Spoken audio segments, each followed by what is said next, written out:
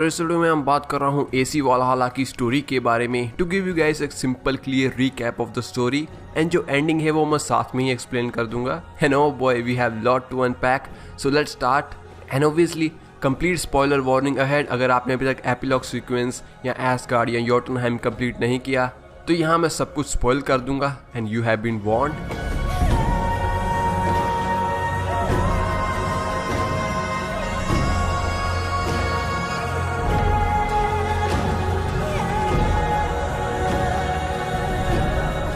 वालहल्ला शुरू होती है 855 सीई नॉर्वे में असैसिन्स क्रीड ओडिसी के अप्रॉक्स 1300 साल बाद।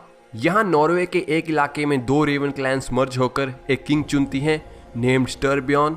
लेकिन इन क्लैंस के मर्जर में यहाँ एक बड़ा वाइकिंगर क्योटवे द क्रूअल अपनी मैसिव आर्मी से अटैक कर छोटे एवोर के पिता को पीस का झांसा देकर उनसे सुसाइड कमिट करवा देता है एंड एवोर की माँ को भी मरवा देता है। यहाँ स्टर्बियॉन का बेटा सिगर्ड एवोर को बचाता है, लेकिन एवोर के एक आइस लेक में गिर उस पर दो वुल्फ्स पड़ जाती हैं। लेकिन कुछ वजह से कुछ रेवंस एवोर को बचा जाती हैं एंड यही एवोर का उसका नया नाम एवोर द वुल्फ किस्ट पड़ता है। अब 17 साल बाद यानी 872 सीई में एवोर को किंग स्टर्बियॉन अडॉप्ट कर लेते हैं एंड सिगर्ड अब एवोर का भाई है। अभी तक एवोर अपने पिता को डरपोक मानता है जिन्होंने बगैर लड़े ही हार मान ली, लेकिन फिर भी एवोर क्योटवे से उसका रिवेंज चाहता है। इतने सालों तक एवोर अपनी क्लैन के मेंबर्स को इकट्ठा करते एंड क्योटवे को वीक करते अपने फादर की एक्स क्योटवे से रिकवर करता है। लेकिन किसी वजह से एवोर को ओडिन की विजन्स दिखती है जो एवोर को हमेशा ग्लोरी एंड पावर हंग्री रहने को कहती है। एंड यहाँ मैं ओडिन एंड एवोर का क्या चक्कर है ये वीडियो के एंड में बताऊंगा। नाउ एवोर को यहाँ की एक सीर यानी भविष्य बताने वाली लेडी वाल्का से एवोर अपने भाई सिगर्ड को धोखा देगा एंड सिगर्ड की आर्म कट जाएगी ऐसी विजन दिखाई देती है, बट एवोर इन पे अभी ध्यान नहीं देता। सिगर्ड के 2 साल बाद नॉर्वे में वापस आते उसके साथ दो हिडन वंस भी आते हैं बासिम एंड हेथम, जिन्होंने सिगर्ड को उनका हिडन ब्लेड गिफ्ट दिया।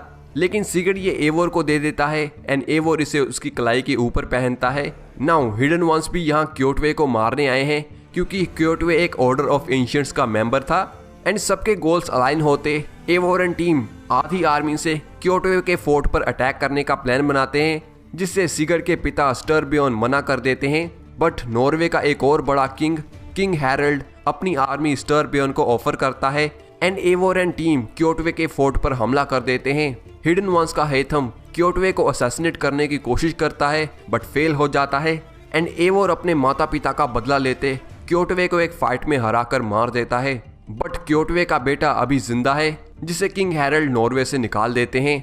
अब किंग हैरल्ड पूरे नॉर्वे को एक किंग के अंडर यूनाइट करना चाहते हैं, जिसे सिगर्ड के पिता एक्सेप्ट कर लेते हैं।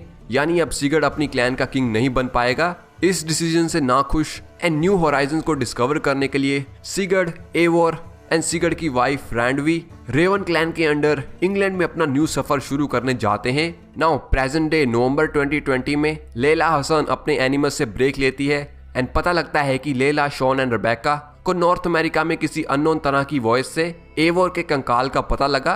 एंड यहाँ 2012 में डेस्मंड माइल्स द्वारा एक्टिवेट की ईसू ओरा जो डेस्मंड ने अर्थ को सोलर फ्लेयर से बचाने के लिए चलाई थी। इस ओरा की मैग्नेटिक फील्ड बहुत ज्यादा बढ़ चुकी है, जिससे अब स्पेस में अर्थ की सैटेलाइट्स मीटेराइट्स की तरह अर्थ पर ही गिर रही हैं एंड सैटेलाइट से related normal day to day task अब बहुत मुश्किल हो रहे हैं। लेला एंड टीम को एक अननोन वॉइस बताती है कि इस फील्ड को कम करने का तरीका एवोर की मेमोरीज में ही है, इसलिए लेला इन मेमोरीज को देख रही है। अब एनिमल्स पे वापस जाते सन 873 सीई तक सिगर्ड एंड एवोर की रेवन क्लैन इंग्लैंड पहुंच यहाँ एक अबैंडन रैग्नसन बेस को अपना बेस बनाते हैं एंड इसे रेवंसथॉर्प नाम देते हैं। एवोर अगले 5 सालों तक पूरे इंग्लैंड में घूमते अपने एलाइज बनाता है, जिससे कोई भी किंग या पावर उन्हें इंग्लैंड से निकाल ना पाए। बासिम एंड हेथम भी रेवंसथॉर्प में रहते एवोर से ऑर्डर ऑफ एंशिएंट्स को हंट करवाने में हेल्प मांगते हैं। हेथम को कोई poor fellow soldier of Christ नाम के एलियस से उसे ऑर्डर ऑफ एंशिएंट्स के क्लू देता है एंड हेथम एवोर को कह इन ऑर्डर के मेंबर्स को असैसिनेट करवाता है। एस ऑर्डर के लोग एवोर की अलायंस बनाने की क्वेस्ट में रुकावट बनते हैं एंड एवोर एंड हिडन वंस के गोल अलाइन होते हैं। अब एवोर को क्योटवे के बेटे का पता लगता है जो कि वाइकिंग्स के अकॉर्डिंग विनलैंड में है एंड अब हम विनलैंड को नॉर्थ अमेरिका कहते हैं। सो एवोर नॉर्थ अमेरिका ट्रैवल करता है एंड वहां क्योटवे के बेटे को असैसिनेट कर देता है, जहां पता लगता है कि उसके पास एक ईसू रेलिक था। एंड एवोर इस पीस ऑफ ईडन को ना समझ पाने पे इस पीस ऑफ ईडन को यहाँ की क्लैन को दे देता है। एंड यस, ये वही नेटिव अमेरिकन क्लैन है जो कि असैसिन्स क्रीड 3 में थी। एंड इसी पीस ऑफ ईडन से जूनो रिटर्न हकेटोन को कांटेक्ट करती है। एंड यहाँ से जाने से पहले एवोर इस नॉर्थ अमेरिकन हिडन वॉल्ट को भी देखता है। नाउ एवोर के इंग्लैंड वापस आते हैं, अपनी अलायंस का सफर शुरू करते। एक ऑर्डर ऑफ एंशिएंट्स की मेंबर पैलाडिन फुल्के सिगर्ड को धोखे से वेजक्स के किंग एल्फर्ड की बंदी बना लेती है। एंड वो सिगर्ड को एक ईसू रेलिक सागा स्टोन से वो भगवान है या ईसू का अवतार है ऐसा दिखा देती है, जिससे सिगर्ड को भी उसकी कुछ पिछली मेमोरीज याद आती हैं। फुल्के यहाँ सिगर्ड को ऑर्डर के लिए यूज करना चाहती थी। बासिम कुछ वजह से हमेशा सिगर्ड के साइड रहता है। एंड एवोर के साथ सब लोग मिलकर फुल्के के कासल पर फुल स्केल अटैक लॉन्च कर देते हैं। फुल्के सिगर्ड को टॉर्चर करते उसकी बाजू काट देती है एंड एवोर के हाथों बच निकलती है। बट एवोर फुल्के को असैसिनेट कर देता है। बट अब तक सिगर्ड पर उसका न्यू गॉडहुड काफी हावी हो चुका है। नाउ अब सब वाइकिंग्स एंड सैक्सन किंग से अलायंस बनाने के बाद अब ईयर है 878 CE, यानी ये अलायंस बनाते 6 साल बीत गए। एंड अभी तक एवोर को उसके यहाँ के सीयर के पोर्शन से याद आता है कि ओडिन, थोर एंड लोकी ने एक मैजिकल दवा पीकर अपने आप को रैग्नारॉक से बचाने के लिए ह्यूमंस में ट्रांसफॉर्म कर लिया था। The sun will die. Jötnar will stalk your streets as fire rains upon your heads. And the great wolf Fenrir will feast upon your blood. But you have found a way to live beyond this terror. Let it flow. To cheat your death. From the life tree we go, to the life tree we shall one day return. Mind and spirit will surge to a time far beyond your own. To a time in which you shall be reborn. None may follow. Loki least of all.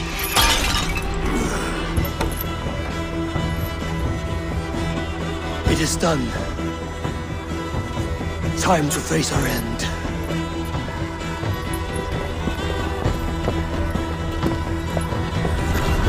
लेकिन इसे पीछे छोड़ते Sigurd एवोर के साथ अब सही time है ये कहते दोनों नॉर्वे में किसी हिडन ईसू साइट पर जाते हैं, जिसे सिगर्ड अपनी मेमोरी से ढूंढ लेता है एंड ईसू भाषा से एक्टिवेट करता है। ये ईसू साइट एक यागड्रिसल डिवाइस है जो कि मैट्रिक्स की तरह लोगों को वर्चुअल सिमुलेशन में डाल देता है। और इस वर्चुअल डायमेंशन को ईसू की भाषा में ग्रे भी कहते हैं एंड ह्यूमंस में ऐसी डायमेंशन को लिम्बो कहते हैं। यहीं सिगर्ड इस साइट को एक्टिवेट कर एवोर के साथ ये समझता है कि दोनों वालहाला में आ चुके हैं, जहां सिगर्ड अपनी इमेजिनेशन से अपने तरीके की वालहाला को इमेजिन करता है। बट एवोर जल्द ही समझ जाता है कि ये महज एक सिमुलेशन है। एवोर को सिमुलेशन से निकलने के लिए ओडिन की यादों का सामना करना पड़ता है, जहां ओडिन चाहता है कि एवोर हमेशा पावर एंड ग्लोरी हंग्री ही रहे। लेकिन एवोर एंड तक उसके पिता का सैक्रिफाइस एक कावर्ड का नहीं बल्कि एक हीरो का सैक्रिफाइस था, ये समझ जाता है एंड सिगर्ड के साथ इस सिमुलेशन से बाहर आने में सक्सेसफुल रहता है। Take up your axe!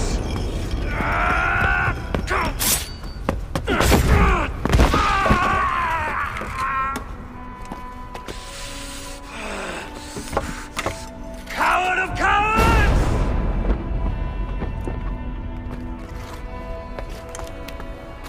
Beggar's bastard!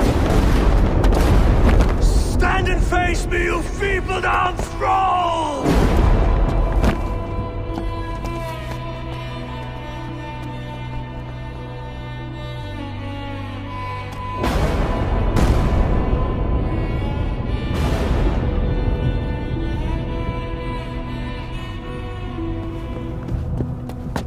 Leave me now.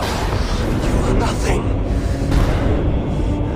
With me, have wisdom, glory, power. What more do you need?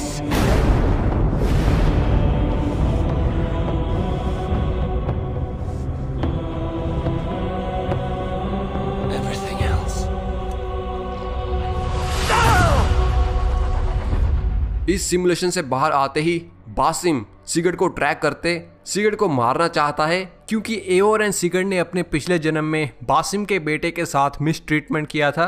And Sigurd से बढ़कर बासिम को उसकी सारी पिछली मेमोरीज पहले से ही याद थी ना। बासिम से लंबी फाइट के बाद सिगर्ड एंड एवोर बासिम को सदा के लिए यागड्रिसल की इस सिमुलेशन में फंसा देते हैं। एंड नाउ यहाँ बैड एंडिंग के चलते आपके एक्शन से सिगर्ड अब रेवनथॉर्प्स में वापस नहीं आता। बट गुड एंडिंग के चलते सिगर्ड एंड एवोर रेवनथॉर्प्स में वापस जाते हैं, जहां सिगर्ड अब एवोर को रेवन क्लैन का न्यू किंग बना देता है, एज एवोर ने ही रेवन क्लैन के लिए सभी मेजर काम किया। सिगर्ड एक नॉर्मल क्लैन वासी की तरह रहना स्वीकार करता है एंड अपनी वाइफ रांडवी को भी छोड़ देता है, एज उनकी शादी सिर्फ एक अलायंस थी एंड यहाँ आप चाहें तो रांडवी को अपनी वाइफ बना सकते हैं। अब याल बनने के बाद एवोर गुथरम की वॉर विद किंग एल्फ्रेड में पार्टिसिपेट करता है एंड अभी तक जो भी अलायंस एवोर ने बनाई उन सबको बुला एक मैसिव आर्मी क्रिएट कर किंग एल्फ्रेड से जंग छेड़ देता है। एल्फ्रेड वेजक छोड़कर भाग जाता है, लेकिन एवोर की आर्मी में उसके बहुत एलाइज मर जाते हैं एंड एंड तक गुथरम को यहाँ क्रिश्चियनिटी पसंद आती है एंड वो ये वार छोड़कर क्रिश्चियन बनने के बारे में सोचता है। And this is battle of Chippenham by the way. Now battle of Chippenham के बाद एवोर रेवनथॉर्प्स से वापस आते। अब तक एवोर ने सभी ऑर्डर ऑफ एंशिएंट्स के बंदों को असैसिनेट कर दिया, जिससे अभी तक जो हिडन वंस को ऑर्डर के क्लूज दे रहा था वो poor fellow soldier of Christ वो एवोर को मिलने के लिए बुलाता है एंड पता लगता है कि किंग एल्फ्रेड ही ऑर्डर ऑफ एंशिएंट्स का ग्रैंड मास्टर था। एल्फ्रेड अपना ऑर्डर टैग एवोर को देते उसे बताता है कि वो चाहता था कि हिडन वंस इंग्लैंड से सभी ऑर्डर के बंदों को हटा दें, एज उसकी नज़र में ऑर्डर ऑफ एंशिएंट्स काफ़ी पेगन या स्कैटर्ड हैं। पिछली गेम असैसिन्स क्रीड ओडिसी में जो अस्पसिया ने कहा उसी तरह एल्फ्रेड भी ऑर्डर में मेजर रिफॉर्म्स चाहता था एंड एवोर से लास्ट मुलाकात के बाद एल्फ्रेड द ग्रेट आगे चल के क्रिश्चियन गॉड या वन गॉड को मानने वाले टेम्पलार्स की शुरुआत करता है and real father of understanding बनता है एंड आगे चल के यही टेम्पलार्स फ्रांस में या अदर कंट्रीज में एक्सपैंड करते हैं एंड जेरूसलम पर क्रूसेड्स करते हैं एंड मिडिल ईस्ट में हिडन वन से असैसिन्स क्रीड बनती है। नाउ इस गेम का बिग रिवील, अगर आप सभी एनिमस अनोमलीज को ढूंढते तो पता लगता है कि एवोर की विजन्स में ओडिन ने जो ह्यूमन फॉर्म ली वो सच थी।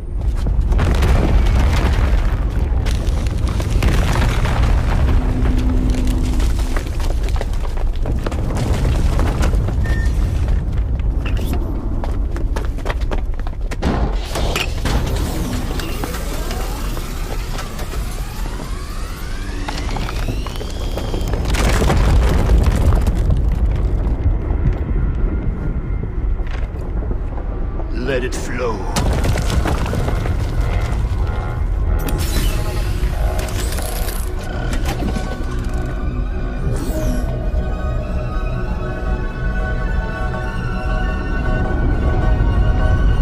From the life tree we go, to the life tree we shall one day return.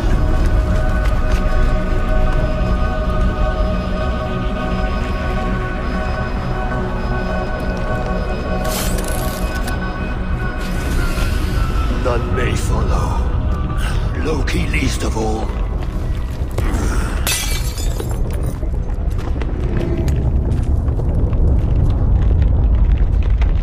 It is done. Now, to face our end.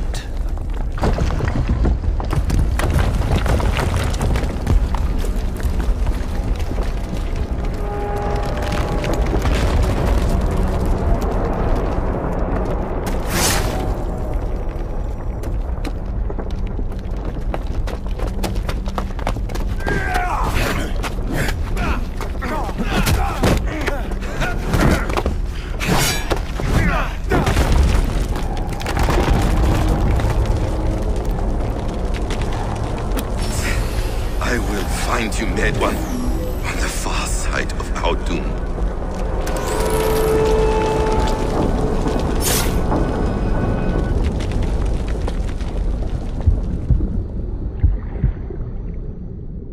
And Odin, Thor and Loki इस game में issue थे जिन्होंने Ragnarok या जिसे हम Toba catastrophe भी कहते हैं उससे बचने के लिए अपनी कॉन्शियसनेस को फ्यूचर में डाल दिया। एंड एवोर ओडिन का ही ह्यूमन री इनकारनेशन है एंड सिगर्ड टियर का एंड बासिम लोकी का। एंड ईसू टाइमलाइन में ओडिन ने जो फेनरिर के साथ किया उसका बदला लेने के लिए लोकी अब बासिम की फॉर्म में एवोर से रिवेंज चाहता था। एंड जब ओडिन ने यग्ड्रासिल डिवाइस से अपनी कॉन्शियसनेस को 8th सेंचुरी में डाला तो ओडिन का ही पीछा करते लोकी भी अपनी कॉन्शियसनेस को इस टाइमलाइन में ले आता है ताकि वो इस टाइमलाइन में भी ओडिन से बदला ले सके। अब प्रेजेंट डे में लेला ये सब देखकर स्टाफ ऑफ हर्मीस त्रिस्मेगिस्टुस से यग्ड्रासिल डिवाइस की लोकेशन पर जाती है एंड यहाँ स्टाफ ऑफ हर्मीस की पावर से लेला कभी मरेगी नहीं एंड ये स्टाफ ह्यूमन टिश्यूज को बहुत आसानी से हील कर सकता है, यानी किसी भी घाव को ठीक कर सकता है। बस इस स्टाफ से मरे हुए बंदे जिंदा नहीं हो सकते। इसी स्टाफ से लैला अब इस रेडिएशन फैला रहे ईसूसाइड से इन्फेक्टेड नहीं होगी एंड वो इस सिमुलेशन में फंस जाती है एंड स्टाफ भी लैला के हाथ से गिर जाता है। एंड इस सिमुलेशन में बासिम से मिल बासिम उसे बताता है कि वो इस बटन को दबाकर अर्थ के अराउंड की ऑरा को कम कर देगी, बट ये बासिम की चाल थी एंड बासिम सिमुलेशन से फ्री होकर स्टाफ के ऊपर गिर मरने से पहले स्टाफ उसे फुली हील कर देता है।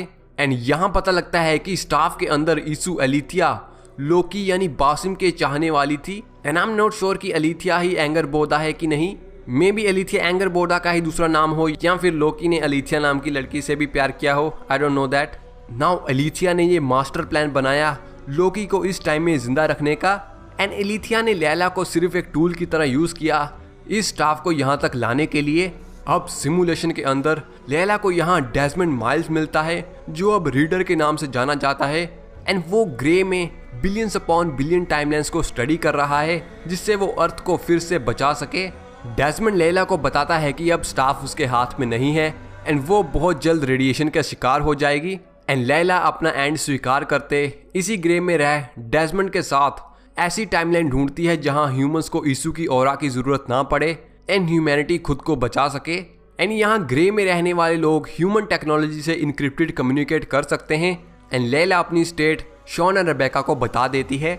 नाउ बासिम अमेरिका पहुंच यहाँ शॉन एंड रेबेका से तब के असैसिन मेंटोर विलियम माइल्स से मिलने को कहता है एंड जब तक दोनों विलियम माइल्स को यहाँ तक लाएंगे बासिम एवोर यानी ओडिन की आगे की मेमोरीज रीलिव करता है।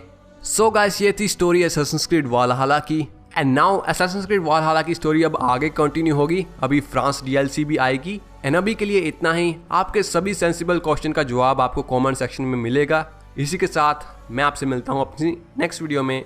Till then see you.